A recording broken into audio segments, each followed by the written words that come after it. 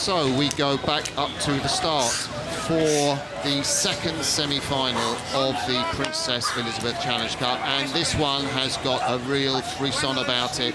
We talked about July the 4th, Independence Day, Britain v America. On the right of your screen, in the pink blades, Westminster School, the best of British. On the left of your screen, Gonzaga College High School from Washington, DC, USA, the best that America has to offer in junior rowing. What a matchup on July the 4th. Gonzaga on your left, Westminster on your right, and attention! They are just about to start. Go!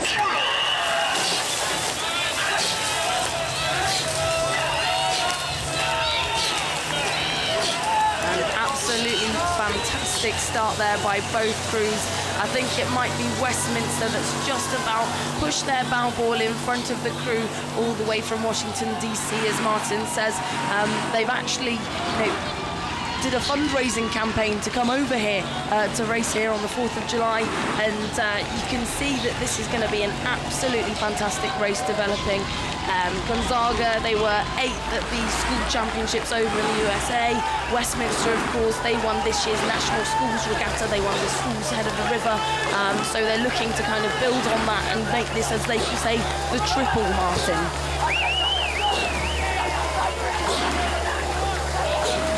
So Westminster School from the United Kingdom row down in the stretch of Putney, and there is a great shot of their strokeman Oscar Art-Jones, and what a great job he's done throughout the season for his coach, the legendary Billy Mason.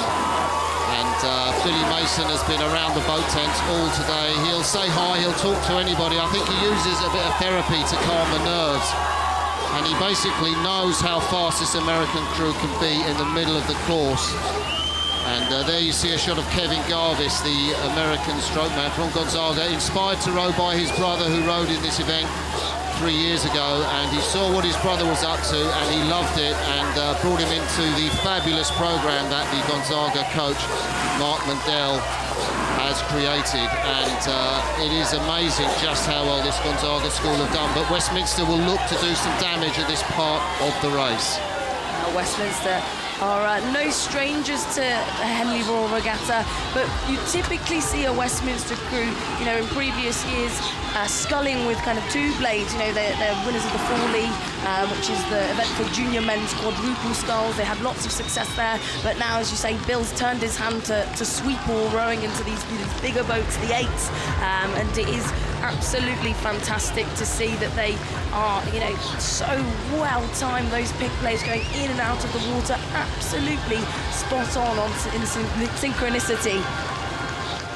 And there we ride with the Mark Mandel crew from Gonzaga. Beautiful, lovely man, Mark Mandel. A very softly spoken, quiet coach, not like those big rah-rah coaches that you see on the screen of American football. And we're saying what a great job he's done. I think his school have stopped Westminster's charge, and now they still have an overlap, so we've got race on, game on in the middle of the course. Let's see what Gonzaga can do. But Camilla, you were saying about Westminster's technique. It's amazing, isn't it, that Bill Mason actually does most of the training for this boat in pairs. So he puts these boys in 4 pairs and he challenges them to race against each other. They don't spend a lot of time in the 8. He thinks that's the best preparation for tough races like this. So they race each other and they'll know what it means to be under the cosh, because Gonzaga are moving back on the British champions. Westminster School are under pressure. They're in pink on the left of your screen. Gonzaga, we're looking at them now, are battling to get back into contention. And as you said, Gonzaga have had a fantastic middle of the race profile to their race throughout the week, and I think we'll be seeing that here, on the course today. Westminster, though, is just holding about 3/4 of a length there over the Americans, and there are no the pushovers. We've got winners of the Stokesbury Cup. Gonzaga College actually won that over in the USA last year, and so yeah, I think that this is a well-matched race. So you can see for yourself, can't you, ladies and gentlemen, that the Gonzaga High School have inched their way back up the Westminster boat.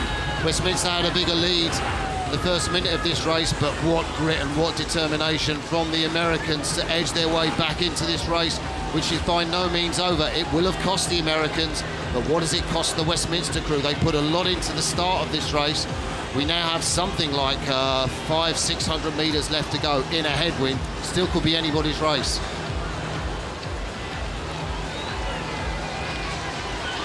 Absolutely beautiful shot there from the drone footage, and now we've got a bit of a close-up of the Westminster Boys' School there in their very notable pink lycras.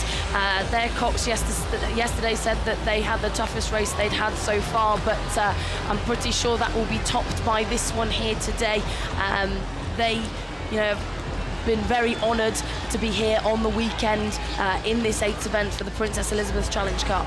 So what can Gonzaga do? What can the stroke man of the Gonzaga crew, Kevin Garvis, do to wind up his crew in the last few hundred metres? The prize is tantalisingly close for these Americans.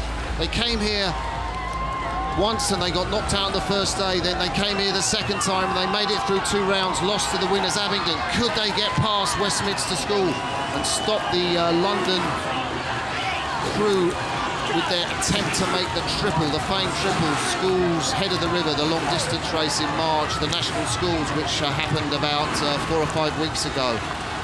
And I think Westminster have a very handy 3/4 of a length lead over the Americans.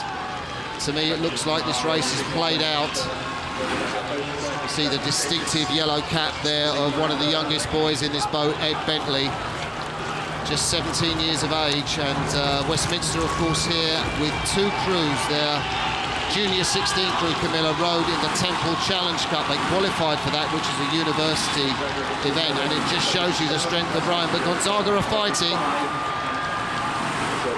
I think Westminster look a little bit cooler, a little bit calm. I think their rate's a little bit lower, I'd say, than the crew from Gonzaga, who have just taken it up. That stroke rate has amounted to them clawing back to about a canvas down now. So a really exciting finish from both crews, but it will be Westminster that look to be securing their place in the final tomorrow, Martin. So the final few strokes of the second semi-final of the Princess Elizabeth Challenge Cup. Westminster, coached by Billy Mason, will come up to take the result ahead of the Gonzaga High School from Washington, D.C. Well rode, Gonzaga, fantastic for you, but for Westminster, they will face St. Paul's School in tomorrow's final. It is 2 of the great proletarian coaches from British rowing. Billy Mason, the Westminster coach, goes head-to-head against Bobby Thatcher of St. Paul's. I just love that matchup, and we're going to see that tomorrow. But for now, what a great race. Westminster victorious over Gonzaga.